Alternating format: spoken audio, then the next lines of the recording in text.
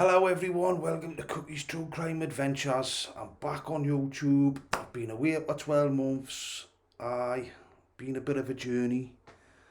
I've been in prison and I've been out now about a week. So, thought I'd let yous know.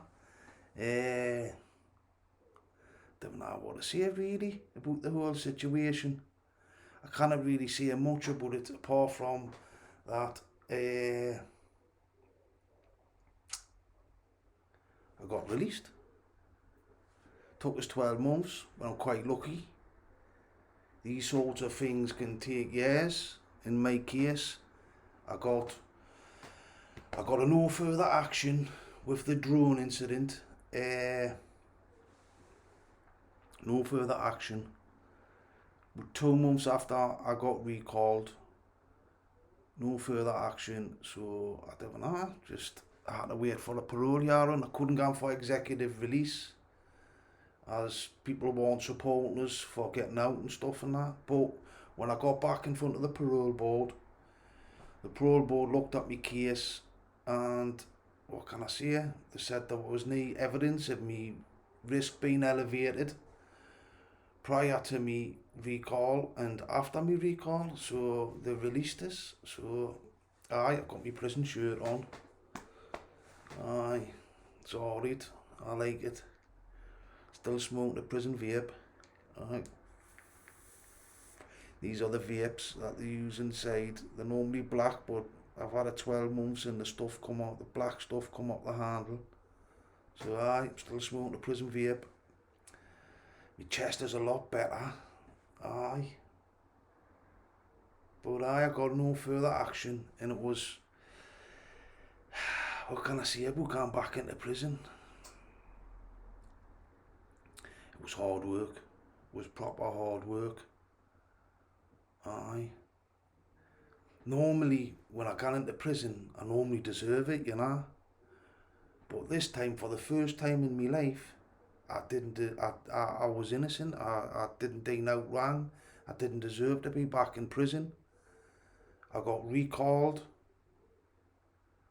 because I got arrested. I can't go too much into why I got arrested and stuff like that. I've got to keep all that business to myself, even though I've got a parole report there that explains everything. The parole board asked for loads of information around why I was arrested and what they wanted, forensic evidence, they wanted all the statements, stuff like that. So I got all that, and the parole board come to the conclusion that what I had been saying all along was true, and they released this. So that's that, you know, there's no more I can say about that. But like I say, coming back into prison was hard work because I was sort of like innocent of everything, and it felt funny, it felt awkward. Normally I can get my teeth right when I've reoffended, right? I can get my teeth into why I've reoffended and start working on all them issues, you know, whether I was on drugs or I was committing crimes or I was, you know, being violent or stuff like that, you know. I get my teeth into it and start getting, learning what was going wrong for me. But this time I was just in limbo and I had noted there was nothing I could do about it. Not a thing. It was hard work. I landed in that Preston prison, and just like I say, right, the prison system, from the moment you walk in that door, through that gate, right, the prison environment, the prison regime abuses you. And I got nicked within 4 days I was in there. For refusing a pad, mate.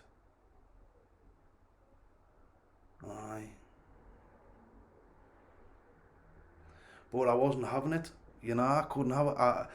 I was getting triggered left, right and centre, stuff about me past, you know, and it was like, because everybody's on this stuff, what they call fish, paper fish now. So they all smoke paper fish. And it gets them wrecked out their heads. You've seen the videos on YouTube and stuff and all that.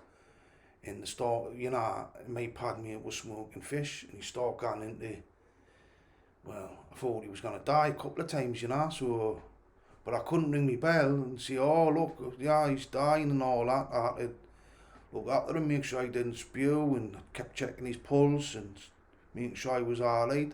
Well, that was bringing up a lot of feelings for me from my past when I was a Ben, you know. I didn't want to go too much into that, but so I said I'm not having them more this. Seen the governor put us in a single damper. She said, you can a single damper for a couple of days, then you'll have to go back into the double. So when they come to put us back in a double, I refused to end up doing the block. But you see, I wouldn't say mental health. I wouldn't. You see that it's like a, you know, they're sort of like rewarding bad behaviour in prison at the minute with the single dampers, because unless you beat your pad mate up or get absolutely mad and become a high risk, right? If you do all that, you get a single damper. But if you behave yourself and you're not a high risk and you know, you toe the line and stuff and that, they lock you up with someone where you've got it. Honest to God, it was hard work. It was hard work. You know, or you can see mental health and tell them how it's making you feel being banged up with someone, you know, which I wouldn't. So I ended up getting a 3 month suspended sentence, doing up me nicking, and then I come back out, got padded up with someone who wasn't on drugs all the time, but he seemed a bit dodgy to me. He seemed a bit dodgy. I wasn't that keen on him, I've got to say that. And very abusive towards his missus and stuff and that. I couldn't deal with that. I got myself to the library, started reading loads of books, got me heat together, you know, but what can I say? I just had to, no matter what I was feeling about my situation, I had to keep it together. I had no choice. Just had to deal with it. Then I got moved from Preston. Mind you, I got to see them screws in Preston really are screws. There was a few that were hard, didn't get us wrong, but I tell you what, there was some proper radgies in there, proper old school bully screws that were just abusive and didn't really care about your welfare out like that. Didn't care about nothing at all, apart from locking you up behind your door. Aye. Well, I just seen, you know, I was there for about 2 months at Preston. Then I got moved to Wymont. Aye, Wymont. Felt a lot cleaner on Wymont. When I walked in the door, walked through the gate into the reception, got on the wing, the damper, doubled up. Had a good pad mate there. Kid from Blackburn. Just come in for, just getting 11 years, Big Jamie, for taxing someone, hitting him with an axe. And the poor sod couldn't understand why he got 11 years. Thought he had getting too long. Aye, but he was a good kid. And we got on for a while. We only had one channel on the telly. We just read books. He liked reading books, so we just sat and read books all the time. We had a phone in the damper, which was cushy. First time I had a phone in the damper was belter, you know, so I could phone home whenever I wanted. Well, 10 o'clock at night, 7 in the morning and 10 o'clock at night, that's what the crack is. You know, and I met a few good lads there, but I gotta see it, you know, it was hard work. It just had a funny feel about that jail. I didn't know what it was, but there was something about that jail that just didn't feel right, you know, and I think it was because it's doing on the website and stuff and that. If you look up Wymont, it's a bacon prison, you know, and there's kind of few bacons there, but they on a different wing to us. But they get smashed up if they were on the wing like they really would. But I, so what was I saying? I was alright on there. I put in for the drug wing. I put in for the drug wing, Kia wing. So I was on day wing to begin with, and I was on there for about 6 weeks, another 6 weeks, 2 months. I was on there with the Christmas and what have you. It was alright. It was alright. The damper was a lot cleaner because in Preston, honestly, now in Preston, in them dampers, they've got you living in a dirty toilet. Every single toilet, right, has got big brown stains all over it. Like, it fucking stinks in them dampers. And that dirty, they're really fucking dirty. And it's cold. Well, one side of the wing was warm, and the other side of the wing was freezing cold. That black mould growing on the walls and everything was disgusting. It was absolutely disgusting. But in any case, Wymont was a lot cleaner and warmer. So, but I got myself on Kia wing, on a drug wing, you know, and my pad mate followed us a couple of weeks later because he wanted to come because he wanted to train every day and stuff, and that. He was obsessed with the gym and bloody tins of bloody tuna and freaking stuff like that. Proper obsessed with tuna fish and protein. Honestly, it was mad. But I got a single damper there.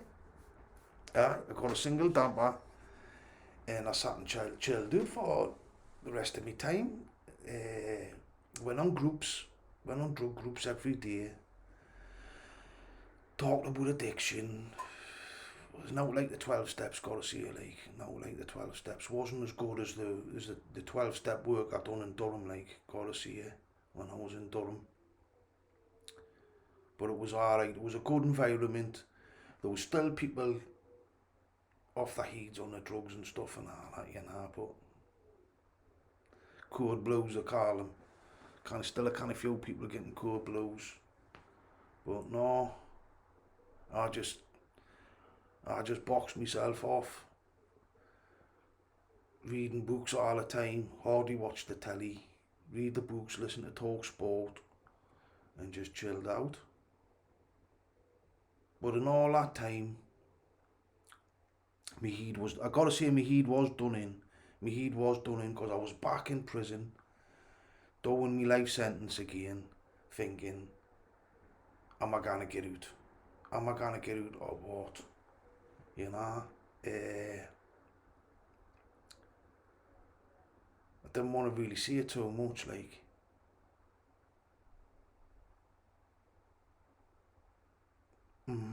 But it was hard work, I gotta say it was hard work. Went through a lot of emotions. No, I got through it, didn't I? That's the main thing, you know. And being in there for not really doing anything wrong, it was just mind boggling. It was terrible.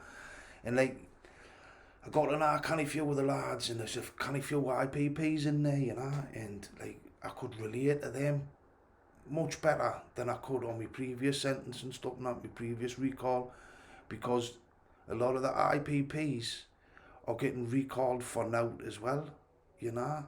There was one lad,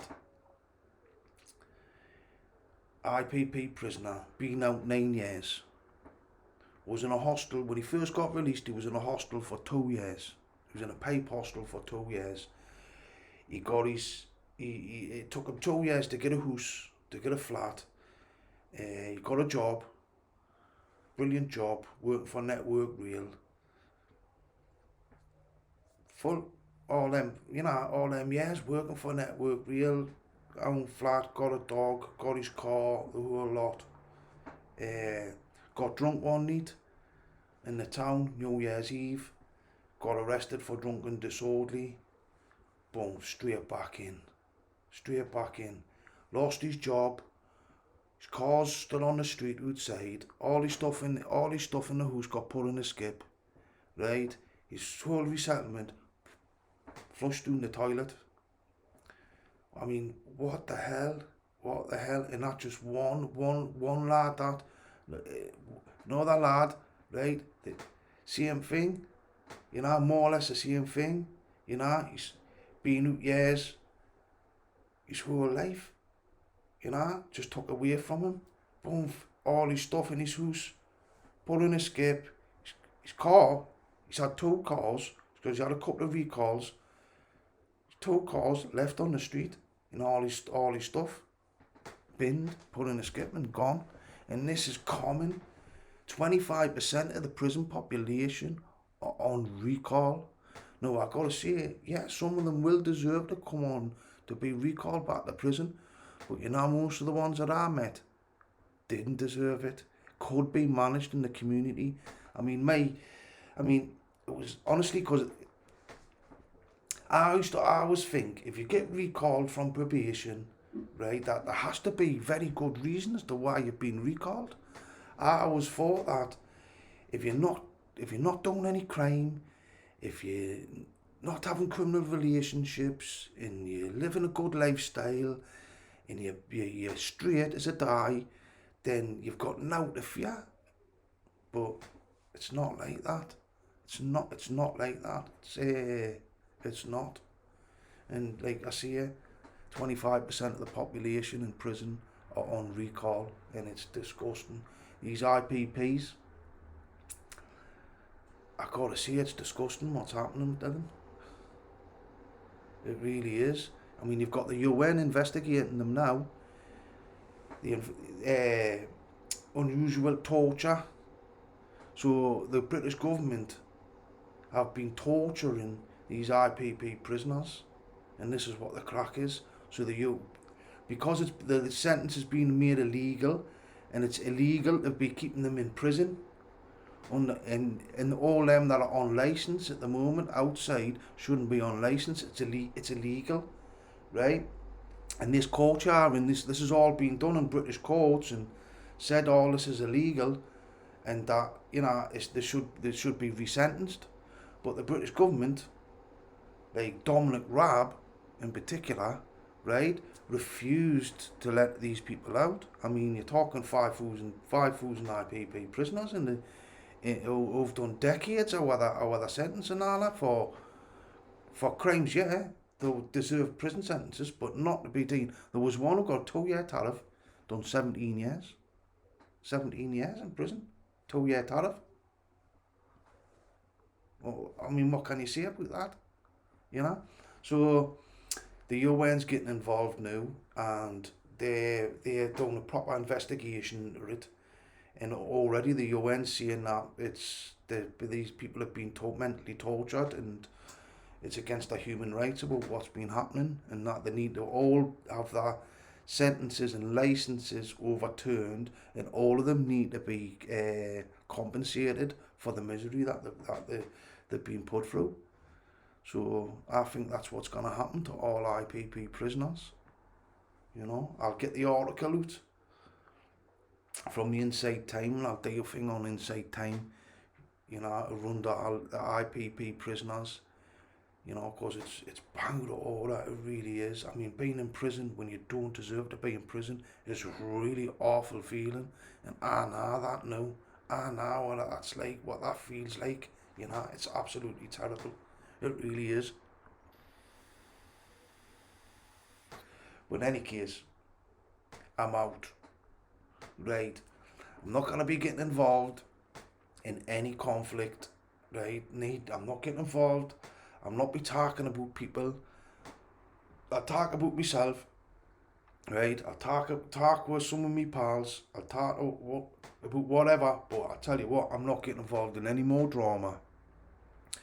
So people can say what they like on here about me, and I won't be responding in any kind of way at all.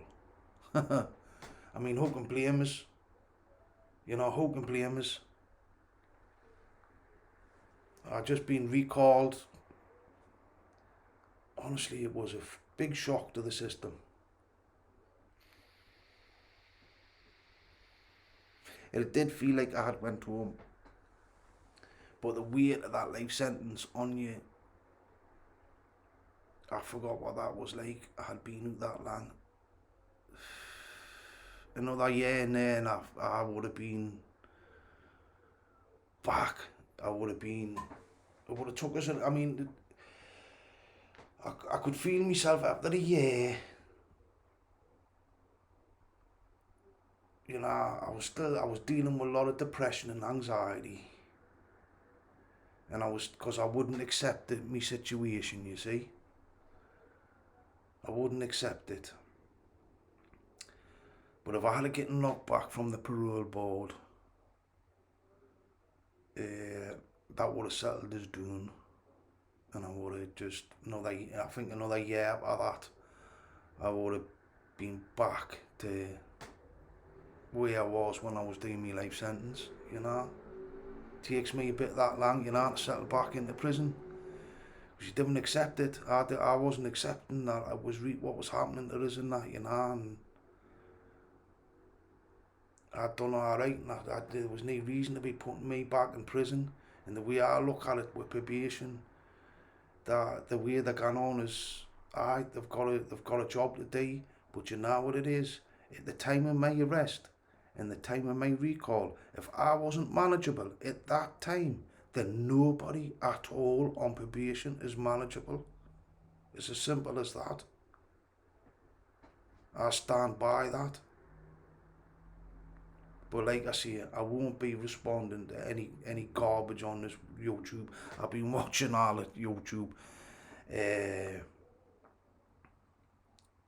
I've been watching, Decker's still about, doing what he does. Danny Christie, Paul Venice and Decker were back and forth. I thought, oh my life, I didn't want now to do with any of this crap.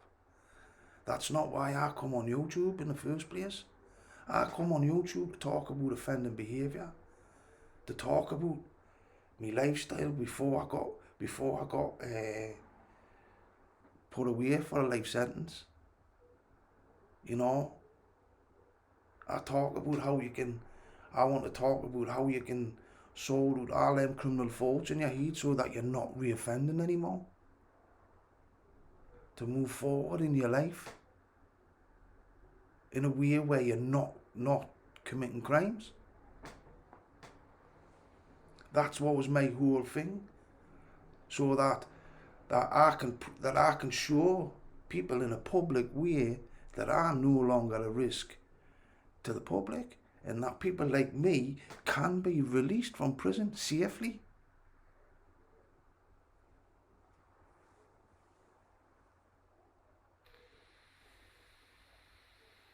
Because after all, we're still human beings. We may have committed crimes, bad crimes, but we're still a human being. You know, and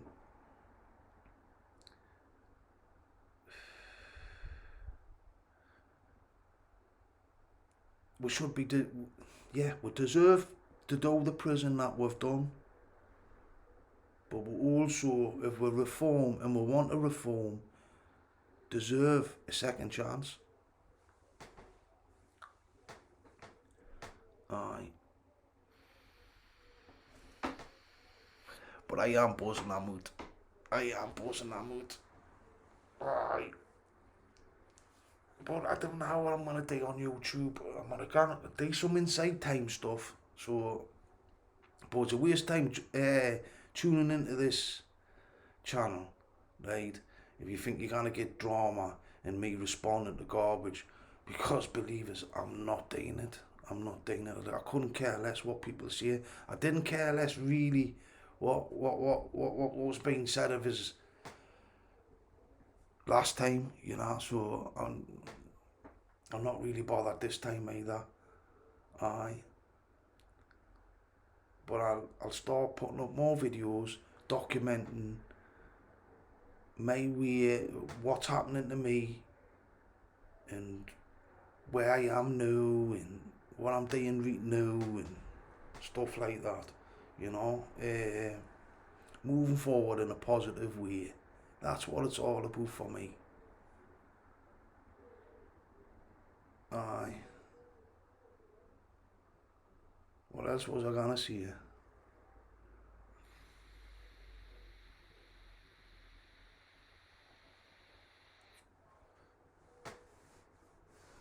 Aye, but I'll still talk to people. I'll still talk to people.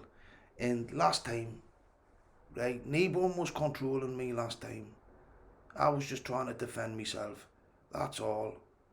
Right? And it is what it is. But no one was controlling me. People maybe think that I was getting used and stuff like that. No, no, no. I wasn't getting used at all. And I wasn't really taking sides. I just done what I thought was right.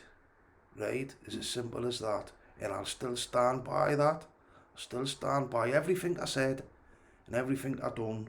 I stand by the whole lot. And I don't care. That's the way I am, and that's the way it's gonna stay for me. You know. Aye.